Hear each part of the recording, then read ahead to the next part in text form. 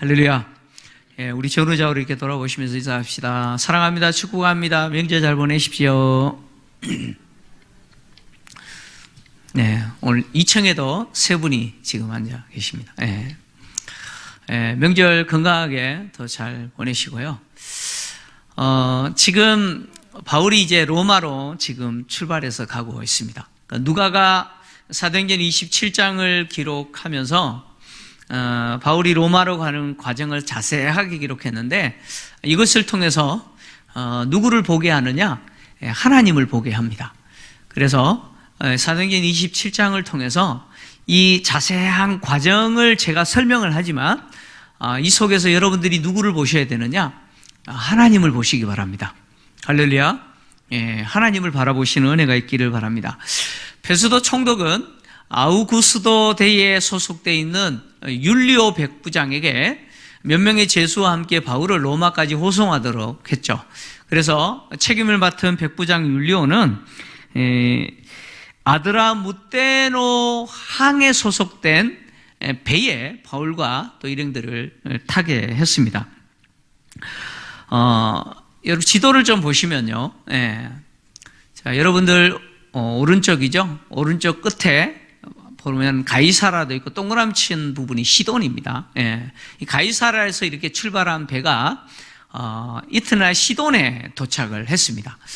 시돈에서 얼마나 오랫동안 정박해 있었는지는 모르겠으나 백부장은 바울에게 호의를 베풀어서 시돈교회 성도들로부터 대접을 받도록 허락을 했습니다. 그리고 이제 시돈에서 출발하는데 이 배가 아드라무테노 배라고 했습니다. 아드라무테노라는 지역은 어디냐면 지도 한가운데에서 위쪽을 보시면 빨간 줄 친 부분이 있죠. 아드라무테노라고 보이십니까? 눈에 불을 켜고 한번 보십시오. 저기가 무시아 지역에 소속되어 있는 항구입니다. 저기까지 가는 배입니다. 저기까지 가는 배인데, 지금 시돈에서 출발한 배가 저기까지 바로 지중해를 가로질러서 직행하면 되는데 그렇게 할 수가 없어요. 왜냐하면 맞바람 때문에 그래요. 제가 표시를 했는데 보시면 편서풍이라고 표시가 되어 있죠. 시돈 옆에 화살표로 이렇게 해서. 너무 작아서 안 보이나요? 제가 좀 크게 그릴 걸. 참. 편서풍이라는 말은 무슨 말이냐면 서쪽에서 동쪽으로 바람이 분다는 거예요. 그래서 배가 정면으로 맞바람 받으면서 갈 수가 없어요. 그리고 바람으로 인해서 구브로 해안을 이용해서 갑니다. 오늘 누가가 뭐라고 이야기했냐면 구브로 해안을 의지하여 갔다 이렇게 이야기했는데, 이 말은 시돈에서 출발한 배가 서북쪽으로 항해를 하여서 구브로 섬을 왼쪽에 두고 북쪽으로 이동했다는 거예요. 그러니까 바람이 서쪽에서 동쪽으로 불고 있기 때문에 구브로 섬이 그 바람을 막아주는 거예요. 그래서 배가 구브로 섬을 의지해서 바람막이로 이용해서 북쪽으로 항해하다가 다시 방향을 서쪽으로 틀어서 이제 무라시까지 가게 되는데, 여러분 위에 보시면 큰 빨간 글씨로 길리기아라고 보이시죠? 길리기아. 그리고 또 서쪽으로 옆으로 보시면 밤빌리아라고 보이실 겁니다. 큰 지역인데 그 길리기아와 밤빌리아 지역 아래쪽 해안 바다를 통과해서 무라시까지 가는 겁니다. 그러니까 바람이 역바람이기 때문에 그 해안을 따라서 섬들을 바람막이로 이용해서 그렇게 이동을 한 겁니다. 시돈에서 무라시까지 거리가 대략 한 800km, 직선 거리로 800km 정도 됩니다. 그러니까 직선 거리가 아니고 저렇게 항해할 경우는 더 오랜 먼 거리를 이렇게 항해를 한 것이죠. 통상 이렇게 시돈에서 저 무라시까지 어느 정도로 걸리느냐? 당시 배 속력으로 가게 되면 한 보름 정도 갔다고 합니다. 보름 정도. 근데 지금 거의 맞바람이기 때문에 아마 상당히 오랜 시간 걸렸을 것 같아요. 자, 이 무라시에 도착했는데, 이 무라시는요, 로마 제국에 있어서 굉장히 중요한 항구 도시입니다. 이 무라시는 바로 루기아 지역, 밤빌리아 서쪽에 있는 루기아 지역의 수도가 바로 무라라고 하는 도시입니다. 이 항구 도시인데요. 이 무라에는 안드리아케라고 하는 항구를 가지고 있습니다. 안드리아케라고 하는 항구를 가지고 있었는데, 이 항구는 로마 제국에 있어서 곡물 창고와 수송에 매우 중요한 항구였습니다. 당시 이 항구에 무엇이 있었냐면 로마 제국을 위한 곡물 창고가 있었습니다. 곡물 창고가 있었어요. 바울이 탄 이 배가 이제 무라시에 도착했는데, 이 무라에서 알렉산드리아 배를 만났습니다. 이탈리아로 가는, 즉 로마가 속해 있는 이탈리아로 가는 알렉산드리아 배를 만났는데, 백부장은 바울 일행을 이 배를 갈아타도록 했습니다. 이 배는 어떤 배냐? 이 배는 이집트에서 생산된 곡물을 싣고 로마로 운송하는 곡물선입니다. 곡물을 운송하는 화물선인데, 이 배는 개인 소유입니다.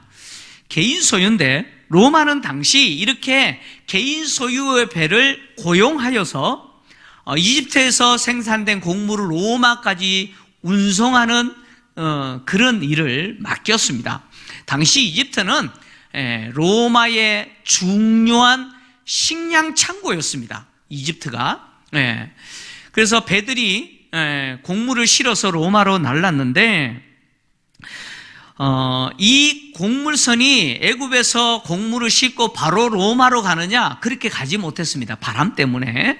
그렇게 가지 못하고 무라에까지 옵니다. 무라로 북쪽으로 항해를 하여 무라에 와서 다시 이렇게 로마로 갔다고 합니다. 이제 바울이 탄 이 배가 이 곡물선인데, 이 배의 규모가 어느 정도 되느냐?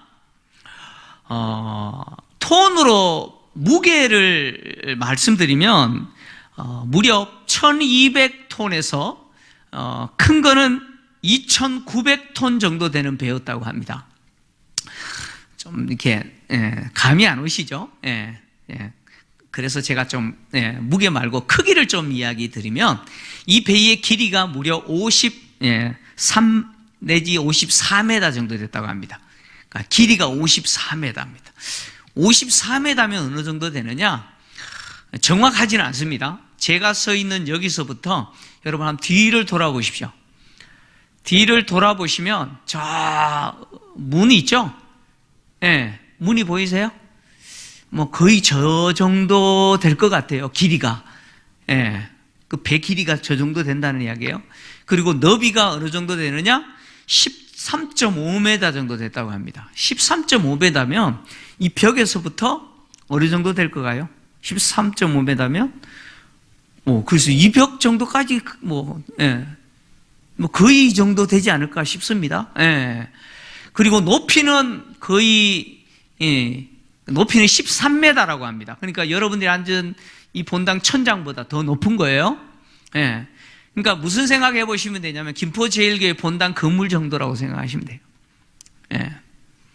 그러니까 배 규모가 적지 않죠. 그래서 당시 이 배에 탔던 사람의 숫자가 276명 정도 됐습니다. 나중에 이제 숫자가 등장하는데, 그러니까 사람이 적은 숫자가 탄 게 아니죠. 거기에 어마어마한 곡물까지 싣고 가고 있기 때문에 큰 배였습니다. 로마는 이런 개인 소유의 곡물 범선이죠. 곡물선을 고용을 해서 이제 운영을 했는데, 이 곡물선이 이렇게 곡물을 싣고 로마로 항해하다가 뭐 바다가 이렇게 잔잔하면 좋지만 때로는 태풍을 만나거나 풍랑을 만나면 큰 손실을 입잖아요. 그러면 로마는 어떻게 해줬느냐? 그 손실에 대해서 보전해 줬어요. 그러니까 보험을 이렇게 줬어요. 그래서 보험금을 지급할 정도로 그렇게 이 곡물선을 중요하게 여겼습니다. 그러니까 바울이 탄 이 배는 개인이 소유한, 로마가 고용한 이 곡물선입니다. 자, 이제 이렇게 곡물선이 무라에서 출발을 하는데, 무라에서 출발한 이 곡물선이요, 어디에 도착하냐? 리도라고 하는 항구에 도착합니다. 다시 지도를 보시면 또 리도라고 하는 서쪽, 오늘날 터키 남부 저기 서쪽 보이시죠? 리도라고 보이시죠?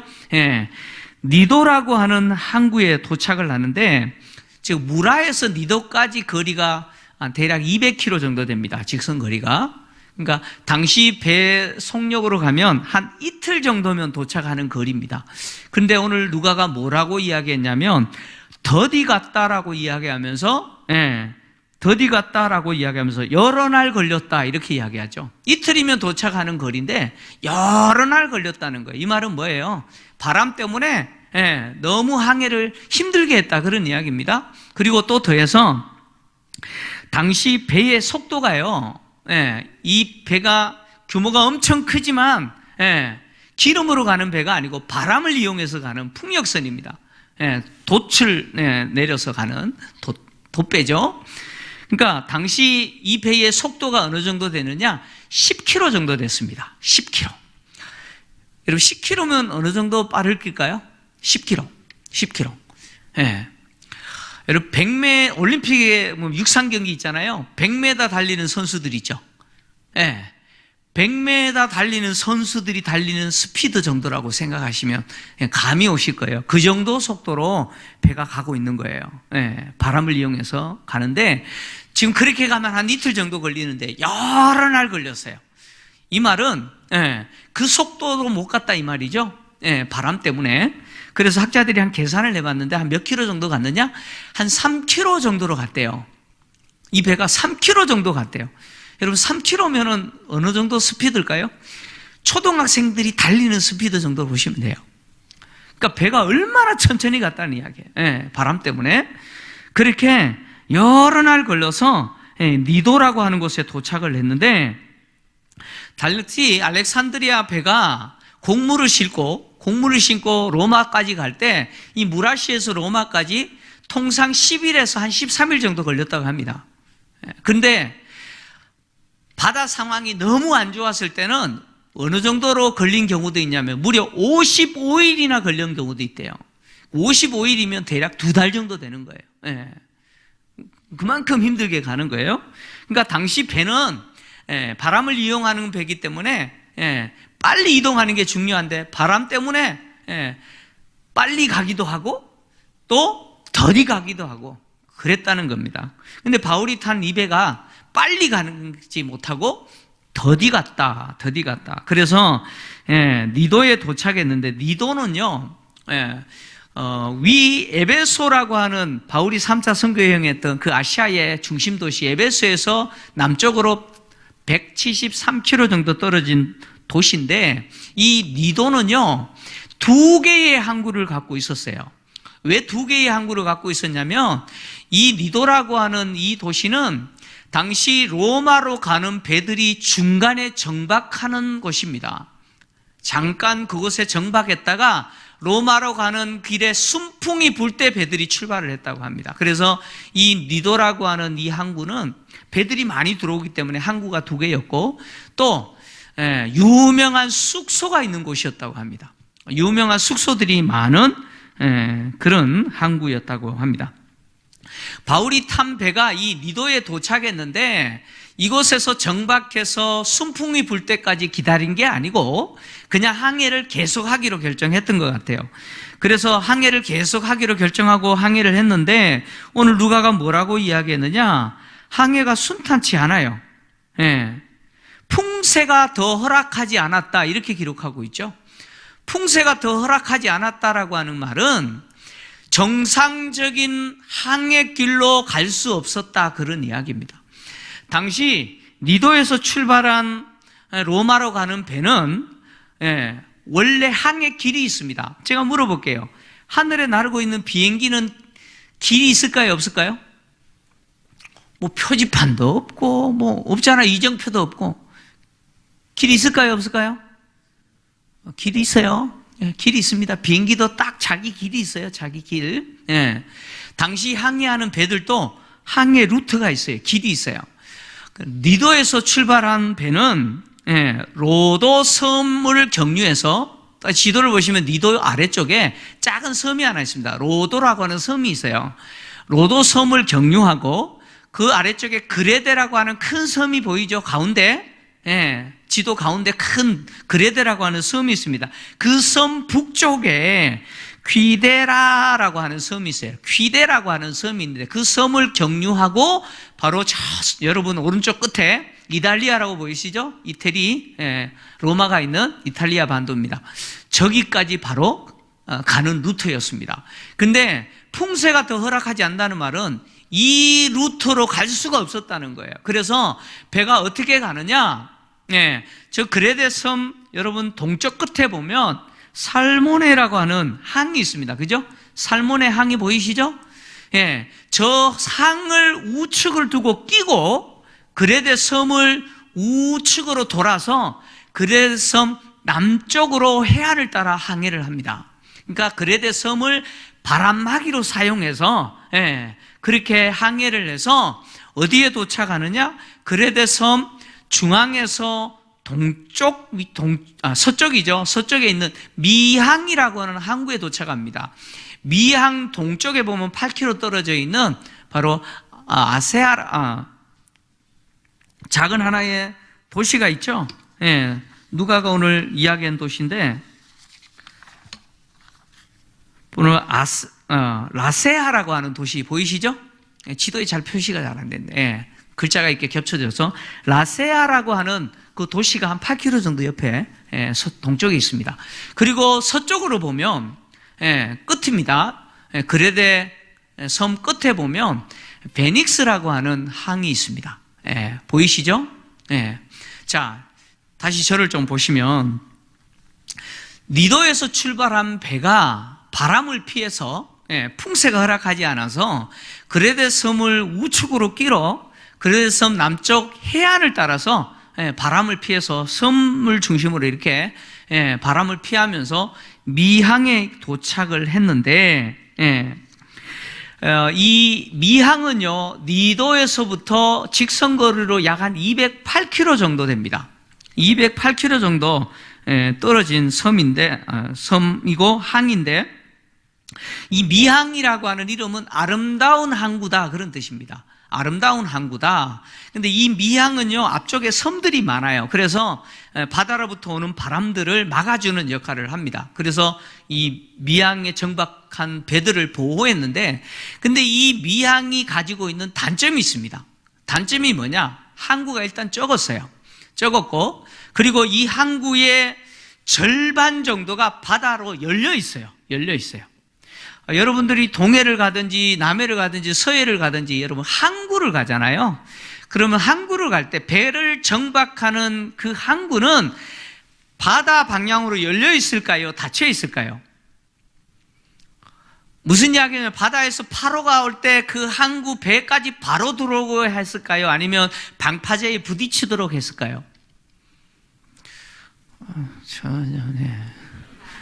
네. 여러분 이제 가셔서 항구를 좀 보세요. 항구를 보면 바다를 향하여 다 막아뒀어요.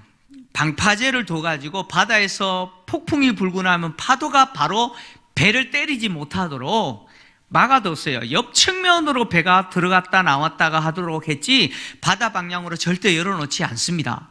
근데 이 미항이라고 하는 항구는 절반 정도가 바다를 향하여 뻥 열려 있어요. 그러다 보니까 섬들이 있어서 바다에서 부는 바람으로부터는 배들이 보호될 수 있지만 간혹 가다가 북쪽에서 부는 바람이 있어요. 북쪽에서 강한 바람이 불면 정박해 있던 배들이 바다로 떠내려가 버리는 경우들이 발생했다고 합니다. 그래서 미항에 도착한 바울 일행들이 왜 베닉스로 굳이 가려고 했는지 바로 그런 이유 때문이에요. 자, 이렇게 미항에 도착했는데 누가는 오늘 본문에서 이 도착한 시점을 정확하게 표현했어요. 뭐라고 표현했느냐?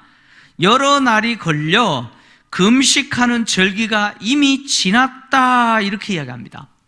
여러 날이, 그러니까 지금 미항까지 오는데도 한참 걸렸어요. 한참 걸렸습니다. 오래 걸렸어요. 근데 이렇게 도착했던 그 시점이 이미 여러 날 걸려서 금식할 절기가 이미 지났다 이렇게 이야기합니다. 여기 금식하는 절기라고 하는 말은 유대인들에게 있어서 속죄일을 이야기합니다. 속죄일의 절기가 지났다 그런 이야기입니다. 유대인들에게 있어서 속죄일은 유대력으로 7월 10일입니다. 7월 10일이에요. 예. 7월 1일이 나팔절이고 7월 10일이 속죄일이고 7월 15일이 초막절입니다. 예, 초막절이에요. 그러니까 7월 10일이 지났다는 거예요. 지금 바울이 로마로 가고 있는 이 해가 AD 59년입니다. AD 59년의 유대력으로 7월 10일은 7월 10일이죠. 7월 10일인 속죄일은 태양력으로는 언제였느냐? 10월 5일이었다고 합니다. 여러분, 우리 설날이 1월 1일이잖아요, 음력이죠? 근데 설날은 양력으로 따지면 매년 다르죠? 그죠? 어떤 해는 1월 달에 설날이기도 하고, 어떤 해는 6월 달이기도 하고, 그러잖아요? 그것처럼 유대력의 속죄일인 7월 10일이 태양력으로 바뀌면 매년 다릅니다. 매년 다른데 AD 59년 속죄일은 10월 5일이었다고 합니다. 그러니까 오늘날 10월 5일이에요. 그러면 10월 5일이었다라고 하는 말은 늦은 가을, 이미 가을이 완연하고 곧 겨울이 된다는 거예요. 10월 5일이 지났다, 금식 기간이 이미 지났다라고 하는 것은 늦은 가을이라는 거예요. 곧 겨울이 온다는 거예요. 당시 바다 여행은 9월 중순이 되면 중단이 됩니다. 이게 지금 태양력을 이야기합니다. 오늘날 9월 중순이 되면 바다 여행이 중단되기 시작합니다. 그러다가 10월 말까지 완전히 끝납니다. 11월 달이 되면 바다 여행이 멈춰요. 배들이 항해하지 않습니다. 그래서 11월부터 그 다음 해인 2월까지는 배들이 항해하지 않습니다. 그래서 11월부터 그 다음에 2월까지를 당시 사람들은 뭐라고 불렀느냐면 마레 클라우스움이라고 불렀어요. 마레 클라우스움, 이 말은 무슨 뜻이냐면 바다가 닫혔다, 그런 뜻입니다. 그러니까 11월부터 2월 달까지는 배들이 항해하지 않고 바다가 닫혀버려요. 왜 항해하지 않느냐? 풍랑 때문에 그렇습니다. 풍랑 때문에. 여러분, 여름 바다가 잔잔할까요? 겨울 바다가 잔잔할까요? 섬에 살아보신 분들은 알 거예요. 제가 낙도 선교를 참 많이 했는데요. 여름에도 가고 겨울에도 가세요. 저기 뭐 사랑도, 다랑도, 나로도 하반 뭐 이런 지역에 낙도 선교를 갔는데 여름에 갈 때는 걱정이 없어요. 그 현지에서 선교하는 목사님이 가지고 있는 방주호라고 하는 작은 배가 있거든요. 그 배 타고 이제 섬으로 들어가는데 여름에는 별로 걱정이 없어요. 뭐 풍랑이 별로 없어요. 잔잔해요. 태풍 없는 이상 조용해요. 근데 겨울에는요, 이 바다가 장난이 아닙니다. 장난 아니에요. 들어가면서 멀미해가지고 구토 다 하고요. 완전히 녹초됩니다. 녹초돼요. 겨울에는 항상 그랬어요. 항상 그랬어요. 그래서 지중해 지역의 이 겨울 바다는요, 무섭습니다. 무서워요. 그 바람을 이용하는 배기 때문에 이거는 무서운 거죠. 그래서 항해를 겨울에는 중단한 겁니다. 그래서 누가가 오늘 뭐라고 이야기했느냐? 항해하기가 위태로운지라라고 표현했죠. 항해하기가 위태롭다라고 하는 것은 바다가 닫히기 얼마 전이라 그 말입니다.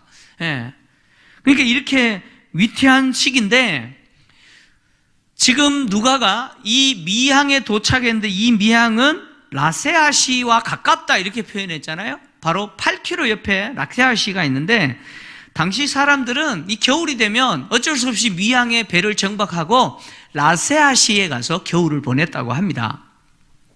그러니까 바울 입장에서도 지금 미항에 도착한 이후에 이미 항해하는 상황이 위험하기 때문에 더 항해하지 말고 여기에 배를 정박해두고 라세아시에 가서 겨울 지내고 내년 봄에 항해가 다시 시작할 때 가자, 그렇게 생각한 거예요. 바울이 왜 이렇게 생각했냐? 잠재적인 위험성을 직감한 거죠. 그래서 오늘 본문 10절에서 11절을 보면 바울이 백부장과 선주와 선장들에게 이렇게 이야기하죠.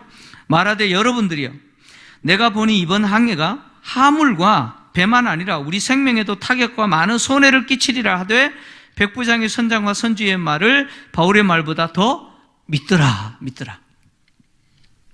바울은 더 이상 항해했다가는 큰일 날 거라는 직감이 있는 거예요. 그래서 계속 항해하게 되면 배에 싣고 있는 화물이죠. 수화물이겠죠.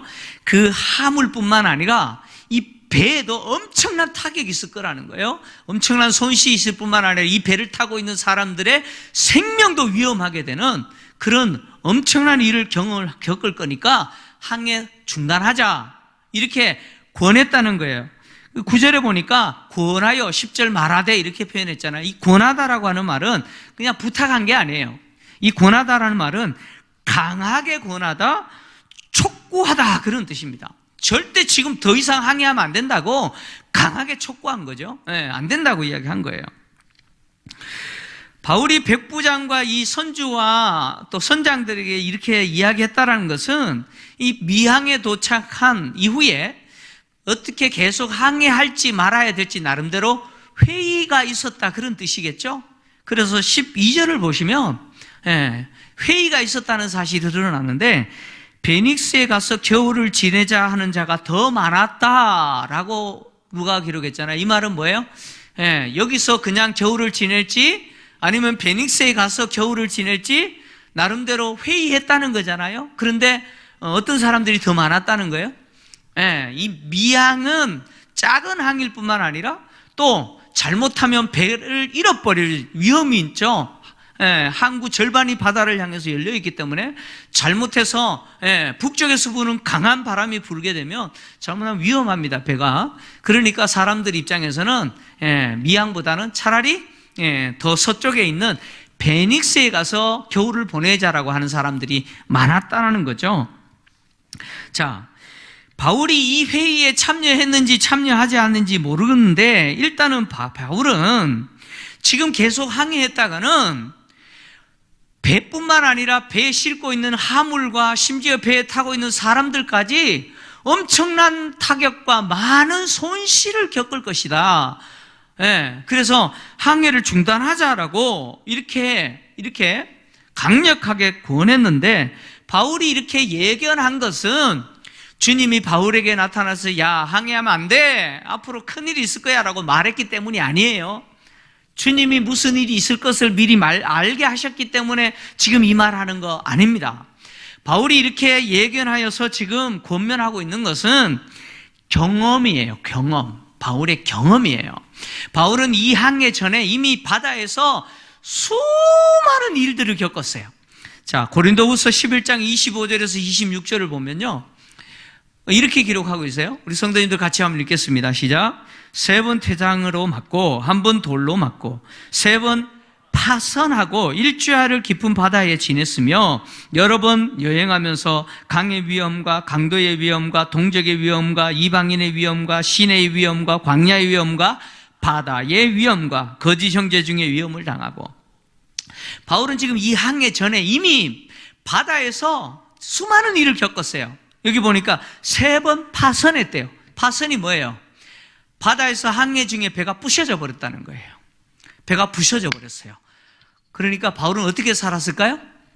그 부서진 배 조각 붙들고 살았겠죠?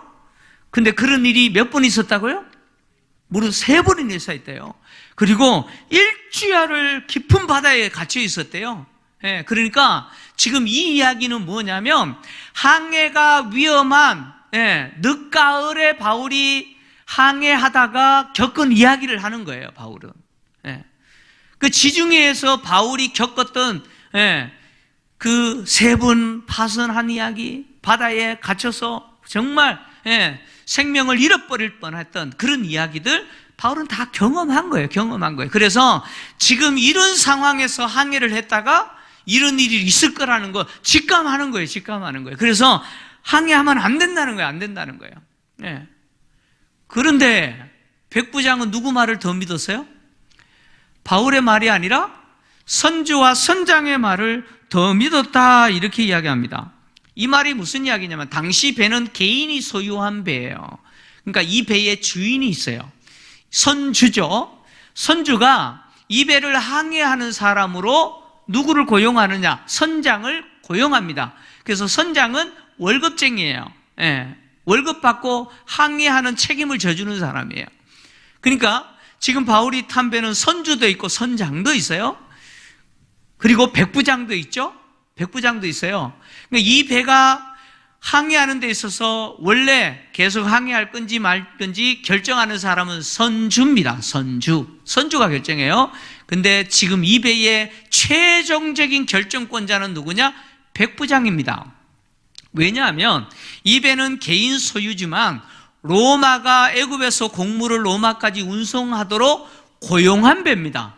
로마가 고용한 배예요. 그래서 이 배에 있어서 항해에 있어서 마지막 최종 결정을 내릴 수 있는 권한을 갖고 있는 사람은 누구냐? 백부장입니다. 근데 그 백부장이 누구 말을 더 믿어버려요? 바울 말이 아니라 선주와 선장의 말을 더 믿었어요. 왜냐하면 그들 입장에서는 베니스까지 충분히 갈 수 있다는 거예요. 왜냐하면 이 미항에서 베니스까지의 거리가 80km입니다. 80km예요. 당시 배 속도로 가면 하루면 가는 길입니다. 하루면 갈 수 있어요. 근데 좋은 바람, 순풍만 나면 반나절만 해도 갈 수 있는 거리예요. 그러니까 이 좁고 겨울 보내기 불편한 미항보다는 빨리 가면 반나절만 해도 갈 수 있으니까 베니스까지 가서 거기서 겨울을 보내자라는 사람도 많고, 선장과 선주도 가만히 보니까 지금 항해하기에 위험한 시기이기는 하지만 거기까지 가는 데는 문제 없다는 거죠. 자신 있다는 거죠. 안전합니다. 걱정하지 마세요. 반나절이면 갈 수 있는 거리니까 걱정하지 마세요. 우리 믿으세요. 이랬던 것 같아요, 백부장들에게. 그러니까 이 백부장이 항해에 있어서는 바울보다 누가 더 전문가예요? 누가 전문가예요? 선주와 선장이 더 전문가예요. 그러니까 바울 말을 무시해버리고 선장과 선주의 말을 더 들었죠. 그래서 바울 말 무시하고 선장과 선주의 말 듣고 출발한 이 항해가 결국 비극을 맞죠. 엄청난 재난을 당하게 됩니다. 그 재난의 이야기는 이제 다음 시간에 합니다. 개봉박두. 아주 신납니다. 여러분, 인간이 가지고 있는 연약함이 있어요. 이거는 누구도 부인할 수 없는 연약함이죠. 그 연약함이 뭐예요? 내일 일을 알지 못한다는 거죠. 내일 일? 멀리 있는 내일 필요 없어요. 잠시 뒤에 있는 일 알아요? 여러분, 예배 끝나고 돌아가실 때 어떤 일이 있을지 알아요? 모릅니다. 인간은요, 아무도 몰라요. 내일 일을 몰라요. 모릅니다. 요즘 오늘날 이 첨단 과학이 발달한 이 시대에도요, 우리는 얼마나 정확한 일구 예배를 듣고 있어요? 미세먼지 얼마다, 언제부터 눈이 내린다, 비가 온다, 정확하게 인공위성을 통해서 우리가 정보를 듣고 있잖아요. 이런 시대에 살아가는 우리에게도 어떤 때는 정보가 맞지 않은 경우도 있잖아요. 얼마 전에 서울에 눈이 많이 내렸는데 또 눈이 많이 내립니다. 그래가지고 서울시 공무원들이 잠도 안 자고 대기했는데 눈이 찔끔하세요. 그런 적이 있었잖아요. 첨단 과학 문명을 자랑하는 이 시대에도 틀리잖아요. 일기예보. 근데 고대 시대는 어때요? 여러분, 인간은 내일을 모릅니다. 내일 아는 사람 있어요? 혹시? 깃발 하나 세우세요. 무슨 정사 그러면서 깃발 하나 세우시면 더 무지볼 겁니다. 여러분, 내일을 아는 인간 없어요. 여러분, 무당도 폐업하잖아요. 안 웃으시네. 무당도 폐업합니다.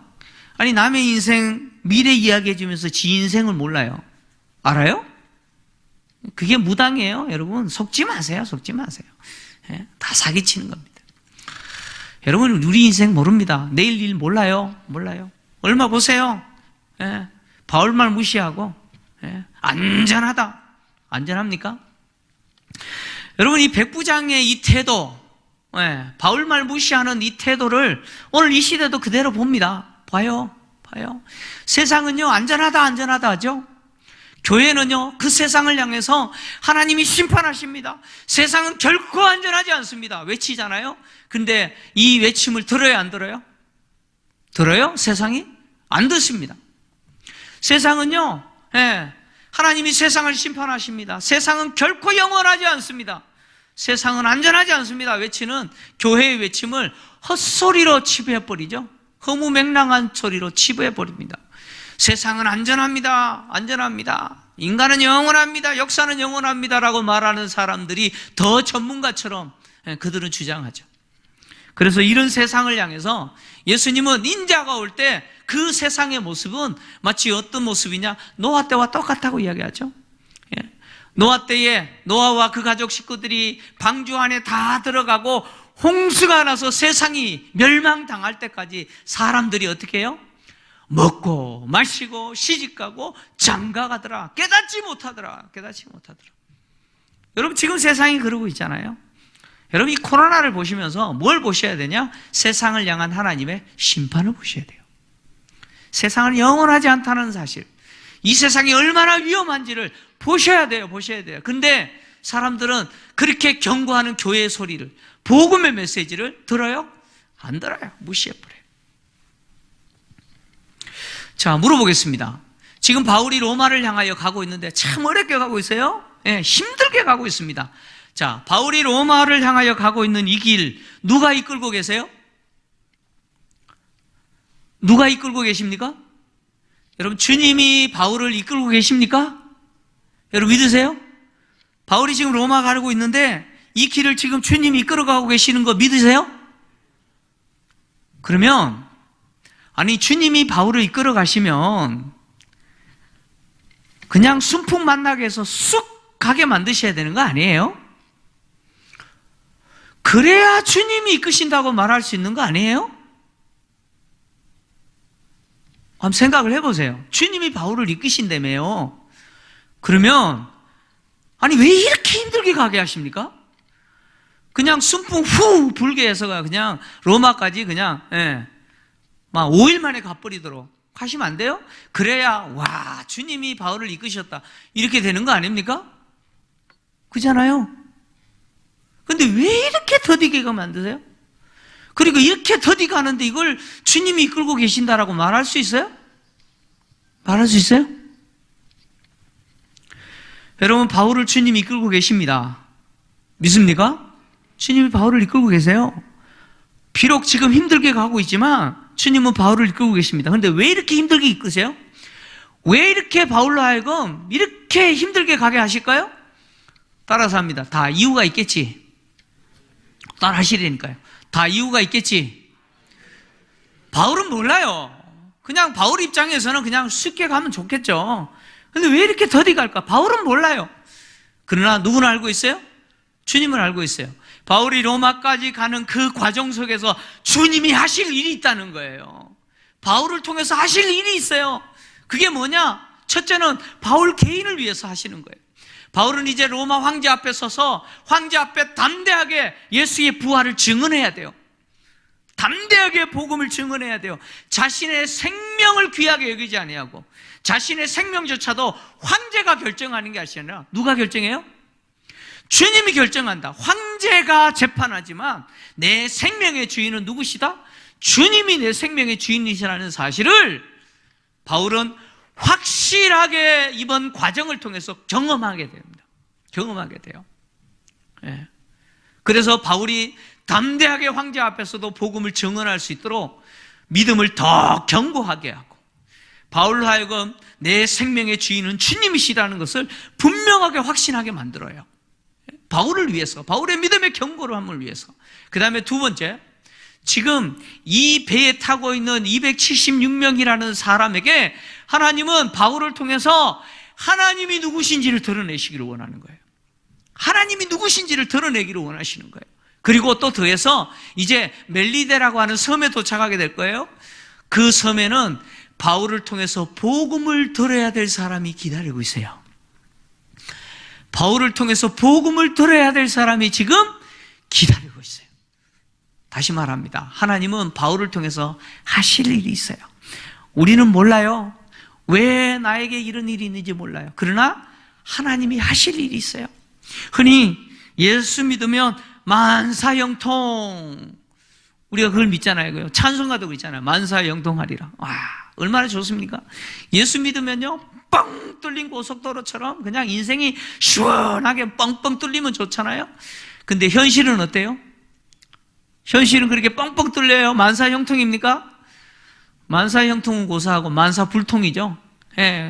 명절에 고속도로 정체된 것처럼 그냥 우리 인생이 그래요. 피곤해요. 피곤해요. 복잡해요. 예? 마치 기름이 다 떨어진 기계처럼 끽끽끽끽끽 그러다가 그냥 멈춰버리는 그런 모습이 우리의 인생 아니에요? 왜 이렇게 힘들어요? 코로나 때문에. 성도님들의 이야기를 들어보면 정말 눈물 납니다. 눈물 나요. 예? 이 코로나 때문에.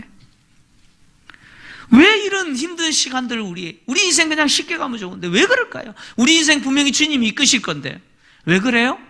예, 두 가지입니다. 두 가지. 똑같아요. 이런 것들을 통해서 내 믿음을 더 견고하게 하시기 위해서. 견고하게 하시기 위해서. 여러분, 힘들고 어려울 때 비로소 우리는 누구를 바라보느냐? 주님 바라봐요. 내가 힘들고 어려울 때 누구의 도움을 경험하느냐? 주님의 도움을 경험해요. 이렇고 힘들고 어려울 때 주님이 나를 떠나지 아니하시고 나와 함께 하신다는 사실을 내가 발견할 수 있어요. 그래서 그 주님을 통해서 내 믿음이 더 견고해지는 거죠. 비 온 후에 땅이 굳는다고. 이 힘든 시간들을 보내면서 하나님은 우리에게 믿음을 더 견고하게 하시고 또 우리의 눈을 들어 누구를 보게 하시느냐? 주님을 보게 하시기 위해서, 주님과 동행하는 삶을 살도록 하시기 위해서 이렇게 힘든 시간들을 우리에게 주시는 거예요. 그 다음에 두 번째는 뭐냐? 우리를 통해서 세상 사람들이 누구를 보게 하시느냐? 하나님 보게 하시기 위해서. 여러분, 그리스도인이라고 세상 사람들이 겪는 거 안 겪는 거 아니에요. 세상 사람들이 겪는 위기 똑같이 겪어요. 똑같이 겪어요.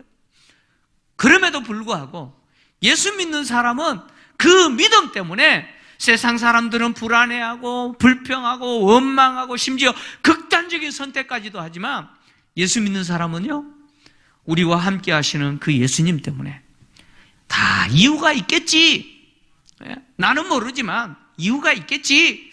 그래서 주님과 동행하면서 주님이 주시는 뭘 누려요? 평안을 누려요.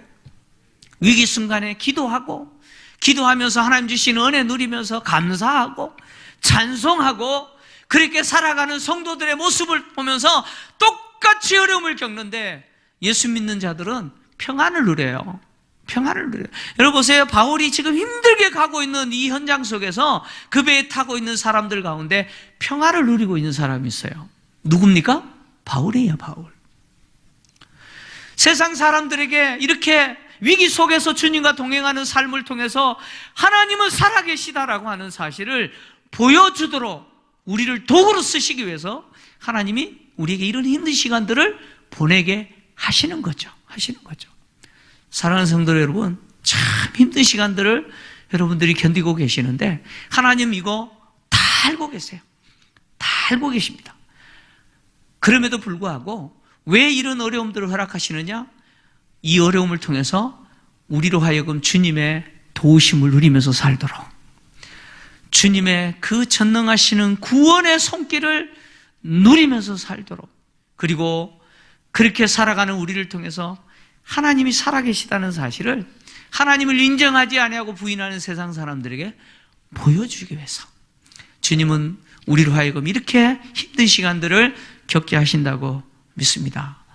사랑하는 성도 여러분, 끝까지 인내하시고 이번 기회를 통해서 더 하나님을 집중하고 하나님을 만나고 하나님의 은혜를 더 누리시는 우리 성도님들 되시기를 주의 이름으로 축원합니다.